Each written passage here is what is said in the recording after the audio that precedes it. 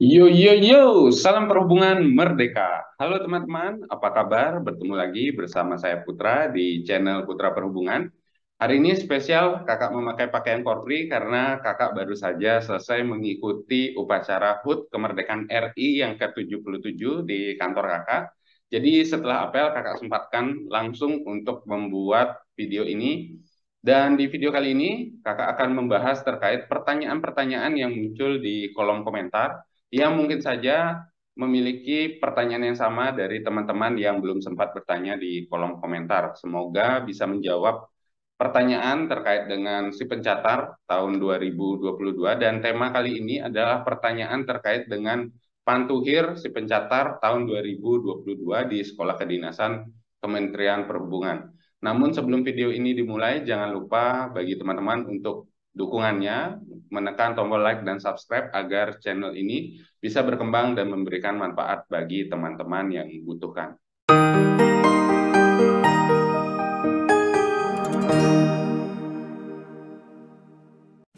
Oke teman-teman, langsung saja kita menuju ke 10 pertanyaan yang kakak anggap itu bagus untuk kita bahas terkait dengan Pantuhir di Sipecatar tahun 2022 Sekolah Kedinasan Kementerian Perhubungan.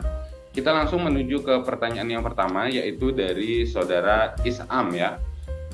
Izin bertanya Kak, kalau Polbip Pemda biasanya biaya pendidikan ditanggung siapa Kak? Nah, di sini Kakak akan menjawab bahwa untuk biaya pendidikan terkait pola pembibitan pusat dan daerah itu ditanggung oleh pemerintah ya teman-teman untuk biaya akademik.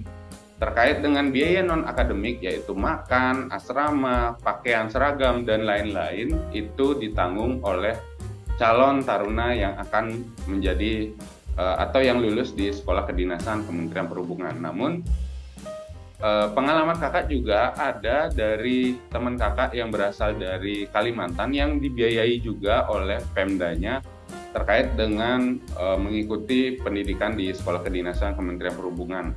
Tidak ada salahnya kalau kalian juga bertanya kepada Badan Kepegawaian Daerah kalian bahwa apakah ada anggaran untuk mengikuti pendidikan pada saat pola pembibitan di Sekolah Kedinasan Kementerian Perhubungan ini. Syukur-syukur kalau ada ya.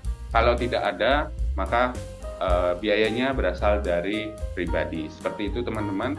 Terima kasih untuk saudara Isam telah bertanya. Kita langsung menuju ke pertanyaan yang kedua. Oh iya teman-teman, di sini kakak lupa menyampaikan bahwa untuk bagi teman-teman yang belum mengetahui besaran biaya di Sekolah Kedinasan Kementerian Perhubungan baik dari matra darat, laut maupun udara, kakak sudah menyiapkan videonya yang thumbnailnya seperti ini ya teman-teman. Silakan kalian cek di channel Beranda Kakak. Oke, kita masuk ke pertanyaan yang kedua yaitu dari saudara Jordi Andarista. Izin bertanya Kak, kalau lulusan Diploma 3 itu jenjang pangkat paling tinggi sampai apa ya Kak sebelum lanjut ambil S1? Baik, di sini kakak akan menyampaikan dulu bahwa kalau lulusan SMA, maka pangkat kalian itu adalah V1 ya teman-teman, berwarna kuning.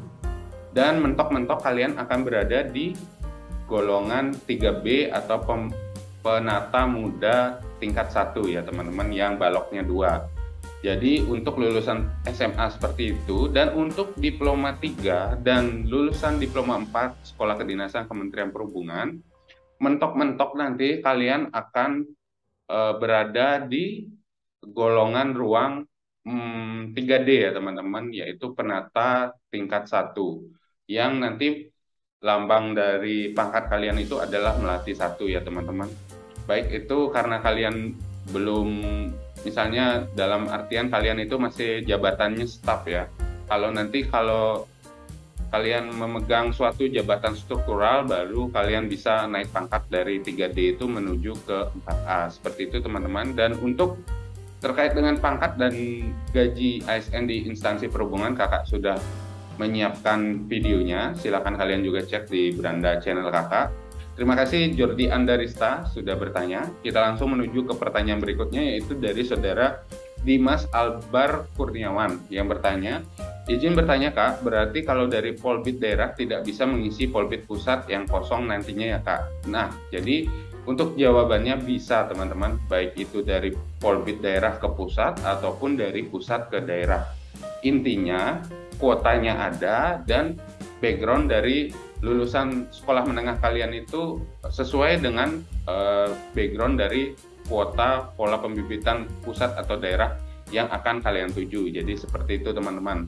Contohnya kalau kalian tidak lolos di rankingan Polbit daerah atau Polbit pusat, maka kalian akan dipindah prodi ke kuota yang masih tersedia, asal tingkat dari pendidikan kalian, sekolah menengahnya itu sesuai dengan kriteria jurusan yang akan kalian tuju. Seperti itu teman-teman. Terima kasih untuk Saudara Dimas Albar Kurniawan sudah bertanya. Kita langsung menuju ke pertanyaan berikutnya, itu dari Saudari Kadal ya. Izin bertanya Kak, misalnya yang diterima D4 TRO 46 siswa, tetapi sesudah pengumuman Pantuhir ada beberapa peserta yang mengundurkan diri karena biaya. Apakah yang tidak lolos akan naik rankingnya dan jadi lulus? Kak, mohon jawabannya. Terima kasih. Baik, jadi pertanyaan yang sangat bagus dan bisa Kakak sampaikan ya teman-teman bahwa misalnya kuota untuk TRO ini adalah 46 siswa. Kemudian pada saat pengumuman kelulusan, 3 siswa dari kuota ini memilih mengundurkan diri karena alasan tertentu, baik karena biaya atau lain-lain sebagainya, maka otomatis cadangan 3 besar terbawah dari kuota tersebut akan naik mengisi formasi yang ditinggalkan dari yang mengundurkan diri tersebut. Seperti itu teman-teman untuk jawabannya terkait dengan pertanyaan dari Kadal. Semoga bisa menjawab dan terima kasih untuk Saudara Kadal sudah bertanya. Aduh, ini namanya sangat. Oke, kita langsung saja menuju ke pertanyaan berikutnya, yaitu dari Saudara Lizarni Zebua ya. Izin bertanya Pak, jadi misalnya kita mengambil diploma 3 bisa dipindahkan ke diploma 4. Nah, tentu bisa ya untuk Saudara Lizarni Zebua, baik dari diploma 3 menuju ke diploma 4 karena pengalaman kakak, teman kakak yang dulu bareng-bareng dengan kakak melamar di diploma 3 TRO ya, dan pada saat pengumumannya malah lolosnya di diploma 4 manajemen transportasi keselamatan jalan. Kalau dulu namanya MKTJ ya, kalau sekarang kakak tidak terlalu hafal terkait dengan prodinya, tetapi intinya untuk diploma 3 ke diploma 4 itu bisa, asalkan kuotanya tersedia. Seperti itu teman-teman. Terkait dengan pertanyaan dari Lizarni Sebua, terima kasih sudah bertanya. Kita langsung menuju ke pertanyaan berikutnya dari Saudara Yudi Setiawan. Izin bertanya Kak, semisal kuota daerah ada 6 dan jumlah peserta untuk daerah tersebut tersisa 6. Bagaimana sistemnya nanti Kak? Tetap ada yang gugur atau tidak? Nah, jadi ini pertanyaan yang bagus juga ya teman-teman. Misalnya di pola pembibitan Pemda kalian itu kuotanya 6. Lalu yang menuju ke tahap psikotes dan wawancara itu 6 orang. Apakah langsung otomatis lolos menjadi calon taruna di Sekolah Kedinasan Kementerian Perhubungan? Jadi dapat kakak sampaikan bahwa tidak langsung otomatis ya, selama karena apa ya, hasil dari psikotes dan wawancara ini benar-benar menentukan ya teman-teman. Contoh, kalau psikotes seperti yang kakak sampaikan di video-video sebelumnya, kalau nilai kalian memang bagus di awal, kemudian wawancara juga bagus, tetapi psikotes kalian itu mendapatkan label tidak disarankan, otomatis kalian gugur. Dan juga kalau misalnya di tes psikotes itu kalian mendapatkan label disarankan, artinya itu masuk ya teman-teman, tetapi di wawancara mungkin pewawancara itu bertanya terkait dengan biaya untuk masuk di sekolah kedinasan itu seperti ini dan kalian tidak menjawab, mungkin tidak siap untuk membayar, tentu itu akan menggagalkan di tes wawancara. Jadi masih ada kemungkinan untuk gagal dan tidak otomatis lulus mentang-mentang mungkin kuotanya 6 lalu yang lolos menuju ke seleksi tahap 4-nya 6 orang. Mungkin perkiraan dari teman-teman akan langsung diangkat atau menjadi calon taruna di Sekolah Kedinasan Kementerian Perhubungan. Jadi kakak menjawab tidak ya teman-teman, karena untuk wawancara dan psikotes ini sangat penting dan sangat menentukan untuk hasil pantuhir di Sekolah Kedinasan Kementerian Perhubungan. Baik teman-teman, untuk Saudara Yudi Setiawan, terima kasih sudah bertanya. Kita langsung menuju ke pertanyaan berikutnya, yaitu dari Saudara Eka Wijaya. Izin Pak, kira-kira semisal hasil psikotes peserta di dalam prodi tersebut banyak yang tidak memenuhi dibandingkan yang memenuhi. Sedangkan jumlah kuota yang lebih banyak dibandingkan psikotes peserta yang memenuhi. Gimana ya Pak perhitungan untuk pantuhirnya? Nah, jadi contoh seperti tadi ya teman-teman, misalnya pola pembibitan Pemdanya itu kuotanya 6. Lalu pada saat pengumuman itu 3 orang ini tidak memenuhi untuk lulus. Jadi kan sisa 3 yang lolos ya teman-teman. Kemudian kan ada 3 kekosongan dari formasi pola pembibitan daerah itu. Sesuai dengan petunjuk teknis Kementerian Perhubungan untuk Sekolah Kedinasan Kementerian Perhubungan ini, bahwa formasi 3 yang kosong ini akan ditambahkan menuju ke pola pembibitan pusat. Jadi bagi teman-teman yang tidak masuk perankingan di pola pembibitan pusat, mungkin karena ada 3 tambahan dari pola pembibitan daerah ini, maka yang tadinya berstatus cadangan akhirnya bisa masuk ke mengisi formasi pola pembibitan pusat yang berasal dari pola pembibitan daerah. Jadi seperti itu teman-teman, paham ya. Jadi kalau kuotanya memang kosong di daerah, maka akan diakumulasikan untuk menjadi menambah kuota pola pembibitan pusat. Seperti itu teman-teman. Dan intinya tetap bahwa hasil psikotes dan wawancara itu sangat menentukan hasil pantuhir terkait dengan kelulusan kalian. Terima kasih untuk Saudara Eka Wijaya telah bertanya. Kita masuk ke pertanyaan berikutnya dari Saudara Roni Bagus 78.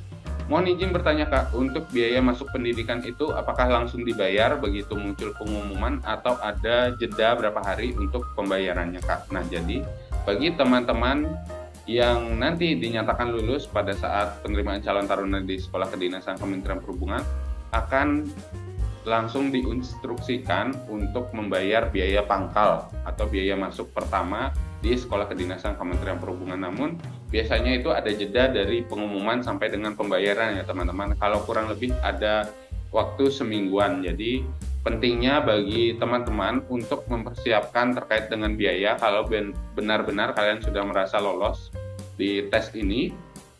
Jadi nanti pada saat kalian sudah diperintahkan untuk membayar, maka kalian tidak akan ribet lagi untuk mencari dana terkait dengan persiapan pembayaran biaya masuk di Sekolah Kedinasan Kementerian Perhubungan. Seperti itu teman-teman. Untuk Saudara Roni Bagus, terima kasih sudah bertanya. Dan ini ada pertanyaan dari Petronella Taimenas ya, yaitu Kak, prodiku Polbit Pemda lagi 6 orang, kuotanya 5. Kalau misalnya psikotes 3 orang nggak memenuhi, apakah 3 orang tersebut akan dinyatakan gugur atau dari 3 orang tersebut dicari 2 yang terbaik sehingga bisa memenuhi kuota? Nah, seperti yang kakak sampaikan tadi ya teman-teman, kalau misalnya kuotanya 6, maksudnya pesertanya itu ada 6 ya teman-teman, tapi kuota di Pemdanya itu 5, otomatis itu 1 orang pasti akan gugur. Dan kemudian kalau dari 5 ini ada 1 yang tidak memenuhi psikotes atau wawancara, maka yang gugur tadi bisa saja naik untuk mengisi kuota di pola pembibitan daerah. Seperti itu teman-teman. Intinya kalau misalnya ada yang gagal, maka yang cadangan akan menggantikan. Kalau memang dari yang cadangan tidak memenuhi juga, kemudian yang dari kuota ini ada yang tidak memenuhi, maka kuota yang kosong akan menambah dari kuota pola pembibitan pusat, dan kuota Pemda daerah ini akan dikosongkan. Seperti itu ya teman-teman. Untuk Saudari Petronella, terima kasih sudah bertanya. Dan demikian teman-teman terkait 10 pertanyaan dari kolom komentar channel YouTube kakak. Semoga bagi teman-teman yang belum sempat bertanya bisa mewakili dari beberapa pertanyaan yang telah kakak sampaikan. Akhir kata, kakak pamit. Sampai jumpa di video selanjutnya, dan jangan lupa untuk menekan tombol like dan subscribe-nya agar channel ini bisa berkembang dan memberikan manfaat bagi teman-teman yang membutuhkan.